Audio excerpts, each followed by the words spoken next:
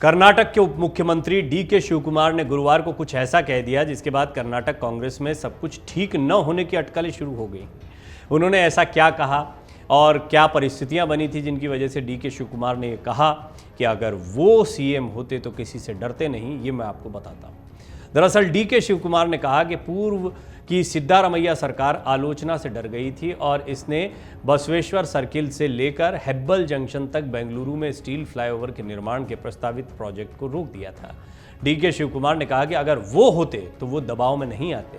DK Shivkumar ने कहा कि कई लोग मुझे सुरंग और फ्लाईओवर निर्माण की सलाह देते हैं। सिद्धारमैया सरकार के पिछले कार्यकाल में वो एक स्टील का पुल बनाना चाहते थे, लेकिन इसे लेकर खूब विवाद हुआ और लोगों ने धरने प्रदर्शन किए। सिद्धारमैया और केजे जॉर्ज डर गए। शिवकुमार ने कहा कि अगर मैं उनकी जगह होता तो मैं नहीं डरता और प्रोजेक्ट को पूरा करता।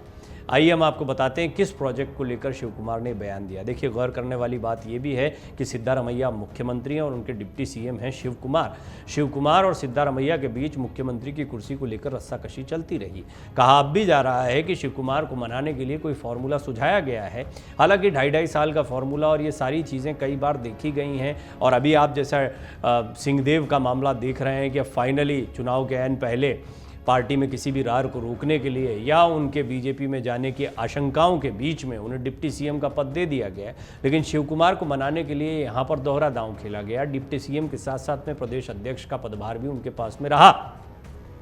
शिवकुमार को क्या लोकसभा चुनाव के बाद में कोई बड़ी जिम्मेदारी दी जाएगी, बड़ा सवाल है। इसलिए शिवकुमार का हर बयान बड़े मायने रखता है। आपको ये भी बता दें कि जिस प्रोजेक्ट को लेकर वो बात कह रहे थे वो प्रोजेक्ट क्या है और कैसे उसको लेकर सिद्धारमैया बैकफुट पर आए थे। पहले आपको ये बता दें कि बेंगलुरु में बढ़ती ट्रैफिक समस्या को दूर करने के लिए स्टील के पुल निर्माण की योजना बनाई गई थी। इस प्रोजेक्ट पर 1800 करोड़ रुपए का खर्च आना था। ये फ्लाईओवर बासवेश्वर सर्किल से हेब्बल फ्लाईओवर तक बनाया जाना था और इसकी लंबाई 6.7 किलोमीटर प्रस्तावित थी। हालांकि इस प्रोजेक्ट के खिलाफ बेंगलुरु के लोगों ने विरोध प्रदर्शन शुरू कर दिया। प्रोजेक्ट की आलोचना के बाद बेंगलुरु डेवलपमेंट अथॉरिटी ने साल 2016 में इस प्रोजेक्ट को बंद कर दिया और सिद्धारमैया सरकार को कर्नाटक हाईकोर्ट में हलफनामा देकर कहना पड़ा था कि वो प्रोजेक्ट नहीं करेंगे। जानिए कैसे डीके शिवकुमार के बयान से राजनीतिक सरगर्मी बढ़ गई। डीके शिवकुमार और सिद्धारमैया के बीच सीएम पद को लेकर काफी खींचतान हुई थी। हालांकि पार्टी आलाकमान के समझाने पर शिवकुमार डिप्टी सीएम बनने के लिए तैयार हो गए थे, लेकिन 1 महीने बाद ही उन्होंने जिस तरह से खुलकर सिद्धारमैया के डरने की बात कही है उससे संकेत मिल रहे हैं कि कर्नाटक कांग्रेस में अभी सब कुछ ठीक नहीं है। कम से कम शिवकुमार तो इतने सस्ते में मानने वाले नहीं हैं।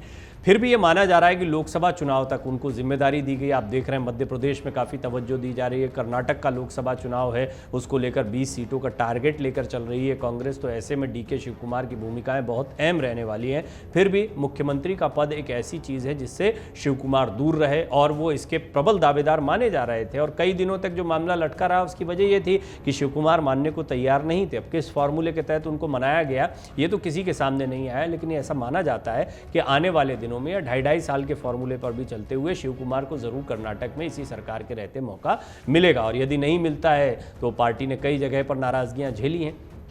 कई जगह पर डैमेज कंट्रोल करने के लिए पार्टी को बड़े फैसले लेना पड़े। छत्तीसगढ़ हाल में एक बड़ा उदाहरण है और आने वाले दिनों में राजस्थान में भी ऐसा ही कोई फैसला हो सकता है।